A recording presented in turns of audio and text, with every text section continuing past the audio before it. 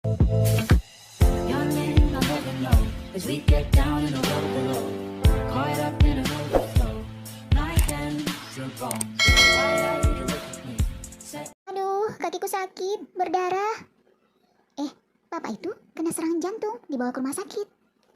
Nah, sahabat rumah belajar, mau tahu nggak kita mau bahas apa? Yuk, disimak video berikut ini.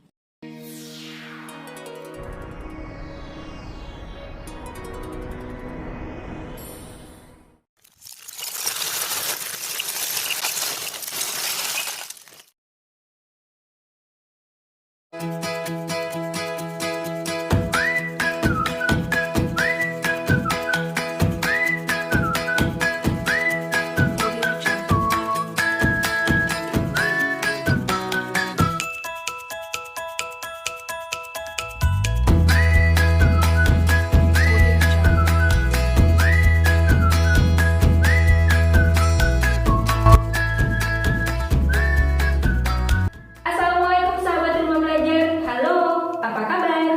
Tetap semangat ya belajar di mana saja, kapan saja, dengan siapa saja. Senang sekali bersama Bu Resti hari ini akan mempelajari tentang gangguan kesehatan pada organ peredaran darah. Tema 4, subtema 2, kelas 5 SD. Adapun tujuan yang kita capai pada hari ini adalah siswa dapat menjelaskan gangguan kesehatan pada organ peredaran darah. Dan siswa dapat menjelaskan cara mengatasi gangguan kesehatan pada organ peredaran darah. Nah, di awal slide tadi, kita lihat seorang anak yang kakinya terluka. Lalu ada orang yang dibawa ke rumah sakit karena gangguan jantung. Nah, ngomong-ngomong soal darah dan jantung, Bu Resti akan mengingatkan kembali tentang apa saja sih organ peredaran darah pada manusia.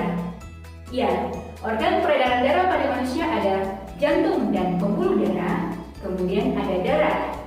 Jantung bertugas untuk memompa, pembuluh darah tempat darah mengalir di dalam tubuh.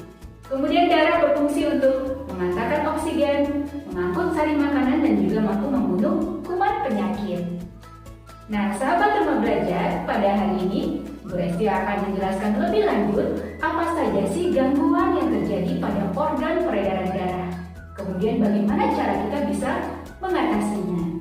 Untuk itu, simak video ini sampai habis dan kita pelajari bersama. Sahabat rumah belajar, gangguan pada organ peredaran darah yang pertama terjadi pada jantung dan pembuluh darah. Jantung koroner. Penyakit jantung koroner diakibatkan karena adanya penyumbatan pada pembuluh darah dengan gejala sesak napas, nyeri pada bagian tertentu, dan cepat lelah. Kemudian ada hipertensi dan hipotensi. Faktor usia, kondisi cuaca, dan efek samping obat-obatan menjadi pemicunya. Lalu ada varises terjadi pada pembuluh darah, yaitu pembengkakan pada pembuluh darah vena.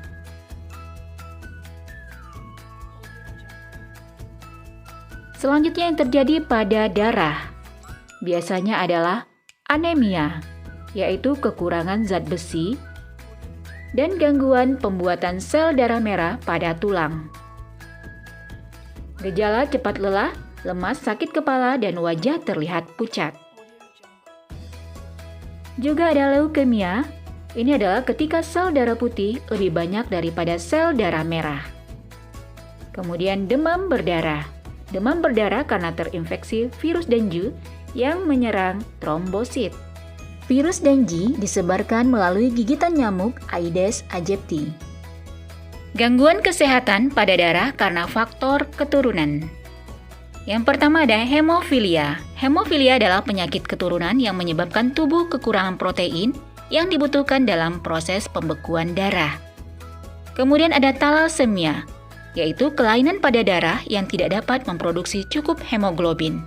Penderita thalassemia, sel darah merah tidak bisa berfungsi dengan baik dan mudah rusak, sehingga oksigen yang dialirkan ke seluruh tubuh tidak cukup. Nah, sahabat rumah belajar, itu tadi gangguan kesehatan yang terjadi pada organ peredaran darah. Lalu, bagaimana ya cara kita mengatasinya? Baik, kita simak yang berikut ini.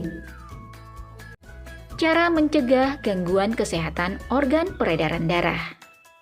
Beberapa hal yang bisa kita lakukan adalah pada gangguan organ jantung dan pembuluh darah seperti jantung koroner, hipertensi dan hipotensi dengan olahraga teratur, istirahat yang cukup, dan mengkonsumsi buah dan sayur. Sementara jika gejalanya adalah varises, yang dapat kita lakukan adalah melakukan pendinginan dan meluruskan kaki setelah berolahraga.